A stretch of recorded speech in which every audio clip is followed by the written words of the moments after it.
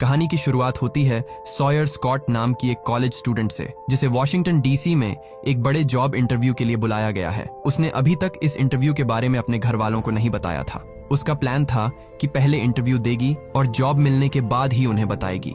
Thanksgiving की छुट्टियों की वजह से हाईवे पर ट्रैफिक बहुत ज्यादा था। सॉयर को समय पर वॉशिंगटन पहुंचना था, इसलिए जीपीएस जब उसे एक ऑल्टरनेट रूट दिखाता है तो वह मेन हाईवे छोड़कर उसी रास्ते पर चली जाती है। शुरुआत में रास्ता बिल्कुल नॉर्मल था। आसपास छोटे गांव, खेत और कुछ घर दिखाई दे रहे थे, लेकिन आगे बढ़ते बढ़ते रोड संकरी होने लगती है। घर पीछे छूट जाते हैं और दोनों तरफ घना जंगल दिखाई देने लगता है। कुछ दूर जाने पर सॉयर को रोड क्लोज्ड का साइन मिलता है। वह कार रोककर जीपीएस चेक करती है, लेकिन नेविगेशन उसे फिर उसी बंद रास्ते की तरफ जाने को कह रहा था। वह कार मोड़कर दूसरा रास्ता पकड़ती है, मगर थोड़ी देर बाद रोड कच्ची होने लगती है और जीपीएस भी ठीक से काम करना बंद कर देता है। परेशान होकर सॉयर नेविगेशन बंद कर देती है और कार में रखा पेपर मैप निकालती है। वह रोड के किनारे गाड़ी रोककर अपनी लोकेशन समझने की कोशिश करने लगती है। उसी जंगल में हॉलिस्टर और बक नाम के दो भाई एक आदमी की डेड बॉडी छिपा रहे थे। सॉयर की कार उनके पास से गुजरती है। उसने उनकी तरफ ठीक से देखा भी नहीं था, लेकिन दोनों को लगता है कि शायद उसने उन्हें बॉडी के साथ देख लिया है। वे अपना काम रोककर पिकअप में बैठते हैं और सॉयर के पीछे निकल पड़ते हैं। कुछ देर बाद उनकी पिकअप सॉयर के पास आकर रुकती है। हॉलिस्टर नीचे उतरकर पूछता है कि क्या वह रास्ता भटक गई है। सॉयर उसे मैप दिखाकर वॉशिंगटन जाने वाला रास्ता पूछती है, जबकि बक गाड़ी के पास खड़ा होकर चुपचाप उसे देखता रहता है। हॉलिस्टर मैप देखकर डायरेक्शन समझाने लगता है। पहले वह बिल्कुल मददगार बनकर बात करता है, फिर धीरे धीरे पर्सनल सवाल पूछने लगता है। वह जानना चाहता है कि सॉयर अकेली कहाँ जा रही है और क्या किसी को पता है कि वह इस रास्ते पर आई है। सॉयर उसके सवालों का छोटा जवाब देती है और मैप वापस लेकर कार की तरफ बढ़ती है। तभी हॉलिस्टर उसे अपने घर चलकर डिनर और ड्रिंक्स लेने के लिए कहता है। सॉयर मना करती है और बताती है कि उसे एक जरूरी इंटरव्यू में पहुंचना है। उसके मना करते ही हॉलिस्टर का तरीका बदल जाता है। वह कार के दरवाजे के सामने खड़ा हो जाता है। वह उन्हें पीछे हटने के लिए कहती है। हॉलिस्टर उसका हाथ पकड़ने की कोशिश करता है, मगर सॉयर खुद को छुड़ाकर उसे धक्का दे देती है। तभी बक नाइफ निकालकर उसे डराने लगता है। सॉयर उसका हाथ पकड़कर ब्लेड को अपने से दूर रखने की कोशिश करती है। स्ट्रगल के दौरान नाइफ पहले बक के हाथ पर लगती है। वह दर्द से पकड़ ढीली करता है, लेकिन उसी समय ब्लेड सॉयर की टांग पर गहरा कट लगा देती है। वह नीचे गिरती है। हॉलिस्टर उसे पकड़ने के लिए आगे बढ़ता है, मगर सॉयर उसके चेहरे पर वार करके उठती है और जंगल की तरफ भाग जाती है। घायल पैर के साथ वह ठीक से दौड़ नहीं पा रही थी। हॉलिस्टर और बक कुछ दूर तक उसके पीछे आते हैं। सॉयर पेड़ों और झाड़ियों के बीच से रास्ता बनाते हुए आगे बढ़ती रहती है। अंधेरा बढ़ने लगा था और बक की अपनी चोट भी उसे परेशान कर रही थी। दोनों भाई जानते थे कि इतने गहरे घाव के साथ सॉयर ज्यादा दूर नहीं जा पाएगी। वे उस समय पीछा छोड़कर वापस लौट जाते हैं और सुबह उसके खून के निशान फॉलो करने का फैसला करते हैं। सॉयर को यह नहीं पता था कि उन्होंने उसका पीछा छोड़ दिया है। वह काफी देर तक जंगल में आगे बढ़ती रहती है। जब पीछे से कोई आवाज नहीं आती, तब वह एक पेड़ के पास बैठकर अपनी टांग देखती है। उसकी जीन्स कट चुकी थी और घाव से लगातार खून निकल रहा था। वह कपड़े का एक हिस्सा फाड़कर उसे घाव पर कसकर बांधती है। इसके बाद फोन निकालकर इमरजेंसी कॉल करने की कोशिश करती है, लेकिन वहां नेटवर्क नहीं था। वह कुछ ऊंची जगहों पर जाकर सिग्नल खोजती है, मगर स्क्रीन पर एक भी लाइन नहीं आती। बैटरी बचाने के लिए सॉयर फोन बंद कर देती है। शाम होते होते जंगल में ठंड बढ़ने लगती है। उसे बाहर जाने की कोई डायरेक्शन समझ नहीं आ रही थी। वह एक रवीन के पास ऐसी जगह ढूंढती है जहां हवा थोड़ी कम थी। सूखे पत्ते जमीन पर फैलाकर वह वहीं रात बिताने का फैसला करती है। पूरी रात वह ठीक से सो नहीं पाती। अगली सुबह सॉयर पास बहती क्रीक तक जाती है। वह पट्टी खोलकर ठंडे पानी से घाव साफ करती है और कपड़ा दोबारा कसकर बांध लेती है। इसके बाद सूरज की डायरेक्शन देखकर जंगल से बाहर जाने का रास्ता खोजने लगती है। दूसरी तरफ सॉयर की लावारिस कार की खबर लोकल शेरिफ डिपार्टमेंट तक पहुंच चुकी थी। शेरिफ ऑडॉयल को पता चलता है कि कार उसी इलाके में मिली है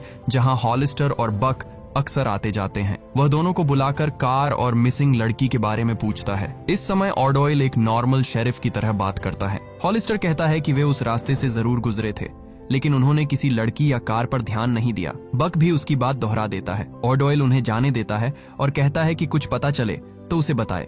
बाहर निकलते ही दोनों समझ जाते हैं कि कार रोड पर रही तो पुलिस जल्दी सर्च शुरू कर देगी। वे वापस उसी जगह पहुंचते हैं, सॉयर की कार को जंगल के अंदर ले जाते हैं और एक ऊंची ढलान से नीचे धक्का दे देते हैं। इसके बाद हॉलिस्टर और बक सॉयर के खून के निशान ढूंढने लगते हैं। उन्हें पत्तियों और जमीन पर कुछ ताजा मार्क्स मिलते हैं, जिससे पता चलता है कि वह अभी जिंदा है। शेरिफ डिपार्टमेंट में डेप्यूटी निक कैट्स इस अबैंडन्ड व्हीकल की रिपोर्ट देखता है। उसे यह बात अजीब लगती है कि कार मिलने के कुछ समय बाद ही गायब हो गई। उधर जंगल में चलते हुए सॉयर को नीचे पेड़ों के बीच अपनी कार दिखाई देती है। उसे देखते ही वह समझ जाती है कि कार खुद यहाँ नहीं गिरी, किसी ने उसे रोड से हटाकर नीचे धकेला था। वह कार के पास रुकना ठीक नहीं समझती, क्योंकि हॉलिस्टर और बक कभी भी वहां पहुंच सकते थे। सॉयर क्रीक के साथ साथ आगे चलने लगती है। कई घंटों से उसने कुछ नहीं खाया था। ब्लड लॉस और कमजोरी की वजह से उसकी चाल धीमी होती जाती है। वह बीच बीच में पेड़ों का सहारा लेकर रुकती है। आगे उसे जंगल के बीच पुराने टायर्स, मेटल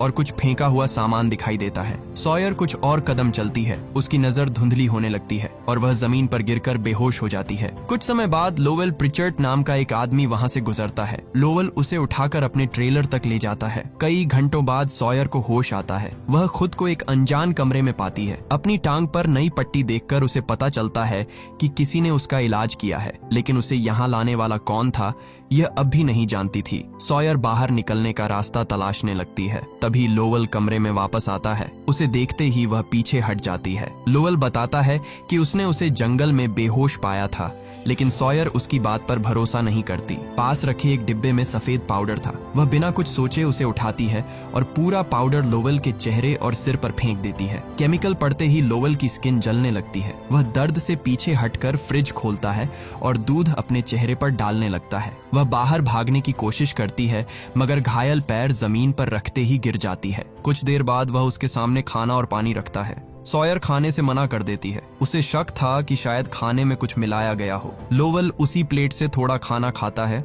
और फिर लैब वाले हिस्से में जाकर अपना काम करने लगता है। कई घंटों से भूखी सॉयर ज्यादा देर खुद को नहीं रोक पाती। उसके पीछे मुड़ते ही वह खाना शुरू कर देती है। लोवेल उसे खाते हुए देख लेता है, लेकिन कुछ नहीं कहता। उनकी बात चल ही रही थी कि बाहर पिकअप की आवाज सुनाई देती है।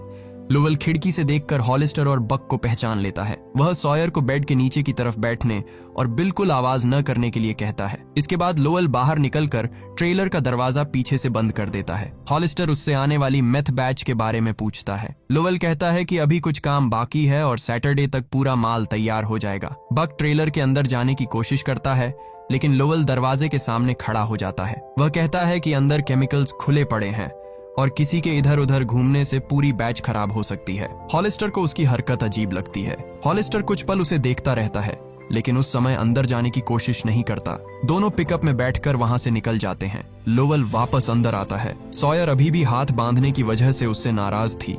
लोवेल कहता है कि वह उसे कैद करके नहीं रखना चाहता। लोवेल उसके हाथ खोल देता है। सॉयर तुरंत भागने की कोशिश नहीं करती। वह ट्रेलर से बाहर निकलकर आसपास देखती है। दूर दूर तक सिर्फ जंगल था और रोड का कोई निशान नहीं दिखाई दे रहा था। कुछ देर बाद वह वापस अंदर आती है। अब उसे समझ आ गया था कि इस हालत में अकेले निकलना आसान नहीं होगा। सॉयर लाइफ फेंकने के लिए लोवेल से माफी मांगती है। लोवेल कहता है कि अगली बार किसी केमिकल को इस्तेमाल करने से पहले उसका लेबल जरूर पढ़ लेना। धीरे धीरे दोनों के बीच का तनाव कम होने लगता है। सॉयर अभी भी पूरी तरह उस पर भरोसा नहीं करती थी, लेकिन अब हर समय उससे बचकर निकलने का रास्ता भी नहीं खोजती। लोवेल उसे खाना देता है, समय पर घाव साफ करता है और एक पुराने मैप पर बिशप्स रोड का रास्ता दिखाता है। लोवेल जब दूसरी तरफ काम कर रहा होता है तो वह फॉर्क उठाकर अपने कपड़ों में छिपा लेती है। उसी समय केंटकी स्टेट पुलिस के commander Douglas Slattery sheriff office पहुंचते हैं। कैट्स उन्हें कार के रजिस्ट्रेशन, टायर मार्क्स और सॉयर के पेरेंट्स तथा रूममेट से हुई बातचीत के बारे में बताता है। स्लैटरी ओडॉयल से पूछते हैं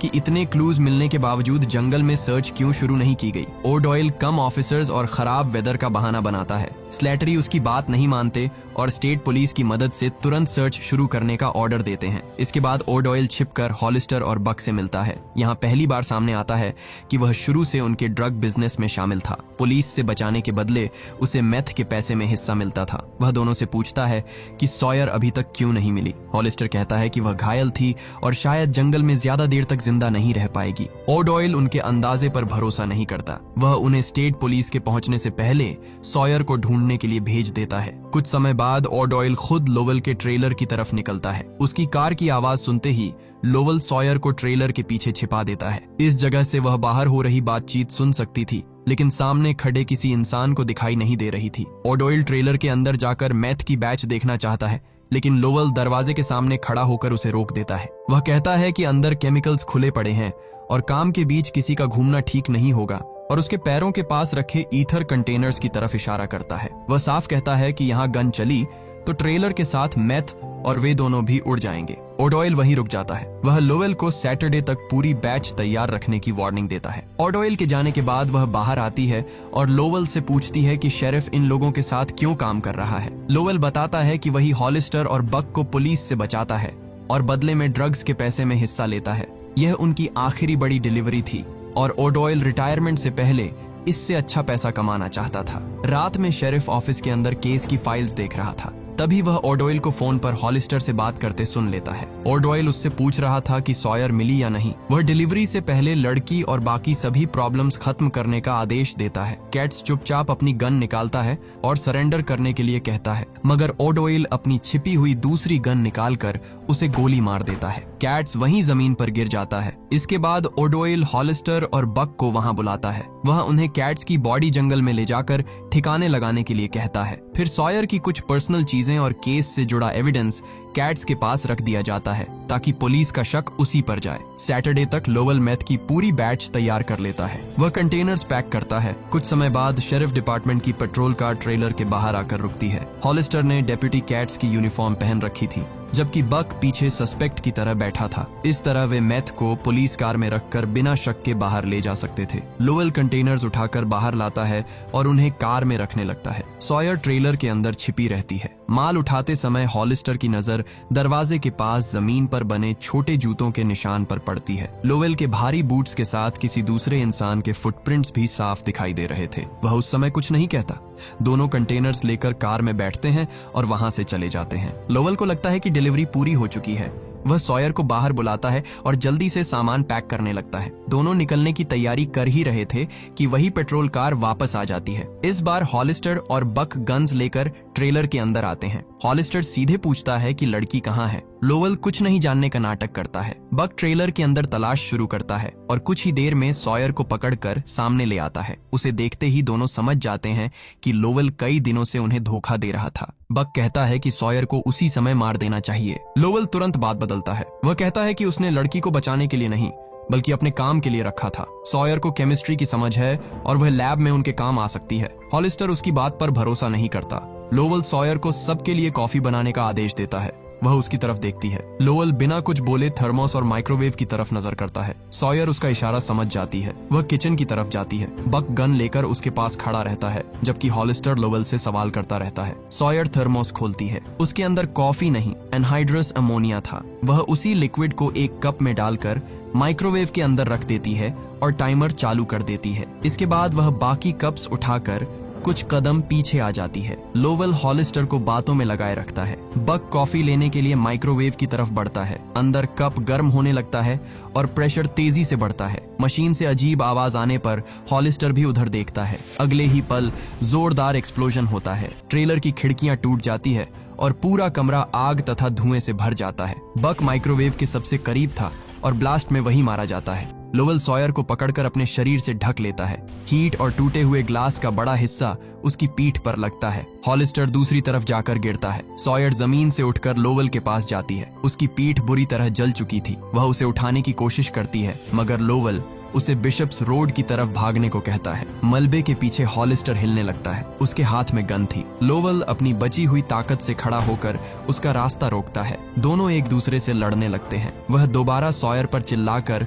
उसे वहां से जाने के लिए कहता है। इस बार सॉयर ट्रेलर से बाहर निकलती है और मैप में याद की हुई डायरेक्शन पकड़कर जंगल की तरफ बढ़ जाती है। कुछ देर बाद शेरिफ ओडोइल ट्रेलर पर पहुंचता है। ओडोइल गन निकालकर लोवेल को गोली मार देता है। लोवेल जमीन पर गिर जाता है। इसके बाद शेरिफ हॉलिस्टर से पूछता है कि मैथ सुरक्षित है या नहीं। हॉलिस्टर बताता है कि पूरी बैच पेट्रोल कार में रखी हुई है। ओडोइल जमीन पर पड़ी गन की तरफ इशारा करता है और हॉलिस्टर से उसे उठाने को कहता है। हॉलिस्टर उसका इरादा समझ जाता है। वह गन उठाने से मना कर देता है। ओडोइल दोबारा उसे गन उठाने का आदेश देता है, लेकिन लेकिन हॉलिस्टर अपनी जगह से नहीं हिलता। शेरिफ उसे भी गोली मार देता है। जंगल में 2 गन शॉट सुनकर सॉयर कुछ पल के लिए रुकती है। वह पीछे देखती है, फिर लोवेल की बताई डायरेक्शन में आगे बढ़ जाती है। उसे नहीं पता था कि ट्रेलर पर कौन जिंदा बचा है। अब वहां लौटने का कोई रास्ता नहीं था। घायल पैर के साथ वह क्रीक की डायरेक्शन फॉलो करती हुई बिशप्स रोड तक पहुंचने की कोशिश करती रहती है। बीच में पट्टी ढीली होने पर वह उसे दोबारा कसती है और फिर आगे चल पड़ती है। काफी देर चलने के बाद सॉयर को दूर से किसी गाड़ी की आवाज सुनाई देती है। पेड़ों के बीच रोड दिखाई देते ही वह उसी तरफ बढ़ती है। सड़क तक पहुंचकर वह बीच में खड़ी हो जाती है और आने वाली कार को हाथ देकर रोकती है। ये शेरिफ ओडॉयल की पेट्रोल कार थी। ओडॉयल कार से उतरता है। ओडॉयल उसे कार में बैठाता है और कहता है कि वह उसे सुरक्षित जगह ले जाएगा। कार चलते ही वह उससे लगातार सवाल पूछने लगता है। वह जानना चाहता है कि सॉयर ने जंगल में कितने लोगों को देखा, किसकी आवाज सुनी और क्या किसी ने शेरिफ का नाम लिया था। सॉयर जवाब देती रहती है, लेकिन जल्दी ही उसे कुछ अजीब लगने लगता है। ओडॉयल ना एम्बुलेंस बुलाता है और ना रेडियो पर बताता है कि मिसिंग गर्ल मिल चुकी है। कुछ दूरी बाद वह मेन रोड छोड़कर कार को एक सुनसान रास्ते पर मोड़ देता है। सॉयर पूछती है कि हॉस्पिटल किस तरफ है। ओडॉयल कहता है कि आगे का रास्ता बंद है और उन्हें दूसरी तरफ से जाना होगा। वह खिड़की से बाहर देखती है। आसपास फिर वही घना जंगल था। सॉयर धीरे से डोर हैंडल चेक करती है, लेकिन ओडॉयल उसकी हर मूवमेंट पर नजर रखे हुए था। बातचीत के दौरान वह वही चीफ वाली लाइन दोहरा देता है जो सॉयर ने लोवेल के ट्रेलर के बाहर सुनी थी। आवाज सुनते ही सॉयर उसे पहचान लेती है। यही वह आदमी था जो लोवेल के ट्रेलर पर आया था। वह अपना रिएक्शन छिपाकर नॉर्मल बैठी रहती है, लेकिन ओडॉयल उसके चेहरे से समझ जाता है कि उसने उसे पहचान लिया है। वह कार रस्ट क्रीक के पास रोकता है और गन निकालकर सॉयर को बाहर आने के लिए कहता है। आसपास कोई घर या दूसरी गाड़ी नहीं थी। ओडॉयल उसे क्रीक की तरफ चलने का आदेश देता है। सॉयर कहती है कि उसने किसी को कुछ नहीं बताया और यहाँ से जाने के बाद कभी वापस नहीं आएगी। ओडॉयल उसकी बात नहीं मानता। वह उसे पानी में उतरने के लिए कहता है। सॉयर धीरे धीरे क्रीक के अंदर जाती है। ठंडा पानी उसकी घायल टांग तक पहुंचते ही दर्द बढ़ा देता है। ओडॉयल गन लेकर उसके पीछे आता रहता है। कुछ कदम आगे जाने के बाद सॉयर अचानक पीछे मुड़ती है और उसे धक्का देने की कोशिश करती है। ओडॉयल उसका हाथ पकड़कर उसे पानी में गिरा देता है और सिर नीचे दबाने लगता है। सॉयर उसके हाथ हटाने की कोशिश करती है, लेकिन शरीर में ज्यादा ताकत नहीं बची थी। वह कुछ पल के लिए पानी से बाहर आती है, मगर ओडॉयल उसे दोबारा नीचे दबा देता है। पानी के अंदर उसका हाथ कपड़ों में छिपे वीडिंग फॉर्क तक पहुंचता है। सॉयर फॉर्क निकालकर ओडॉयल पर वार करती है। उसकी पकड़ ढीली पड़ते ही वह सिर बाहर निकालकर सांस लेती है। ओडॉयल घायल होने के बाद भी उसकी तरफ बढ़ता है। सॉयर पीछे हटते हुए फोर्क से दोबारा हमला करती है। इस बार वह पानी में गिर जाता है और फिर उठ नहीं पाता। सॉयर क्रीक से बाहर आती है। उसके कपड़े पूरी तरह भीग चुके थे और टांग से फिर खून निकल रहा था। वह रोड की तरफ चलना शुरू करती है। कुछ समय बाद पीछे से स्टेट पुलिस की कई क्रूजर्स तेज रफ्तार में जंगल की तरफ जाती दिखाई देती हैं। गाड़ियां उसके पास से निकलकर आगे चली जाती हैं। सॉयर एक बार पीछे देखती है और फिर सड़क पर आगे बढ़ती रहती है। इसी फाइनल सीन के साथ रस्ट क्रीक की कहानी खत्म हो जाती है। दोस्तों, आपको सॉयर की ये सर्वाइवल स्टोरी कैसी लगी? कमेंट करके जरूर बताइए। वीडियो पसंद आई हो तो इसे लाइक और शेयर करें। ऐसी ही सर्वाइवल और थ्रिलर मूवीज की एक्सप्लेनेशंस देखने के लिए चैनल को सब्सक्राइब करना ना भूलें।